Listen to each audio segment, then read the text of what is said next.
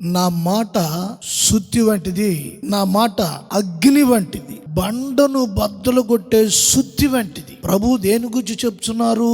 బండ బారిపోయిన హృదయాలు, కన్నీరు లేక, పశ్చాత్తాపం లేక, పాపమును గూర్చి, ప్రభువును గూర్చి భయము లేని కఠిన హృదయాలను బద్దలు కొట్టే జీవము గల దేవుని వాక్యం, పాపపు స్థితిలో ఉన్న పాపాన్ని కాల్చి పాపిని పరిశుద్ధపరిచే అగ్ని వంటి వాక్యం. ఆయన అంటున్నారు, శుద్ధి చేసేవారు, పవిత్రపరిచేవారు. అంతేకాదు నీ హృదయాన్ని ఆయన మెత్తటి మాంసం ముద్దలా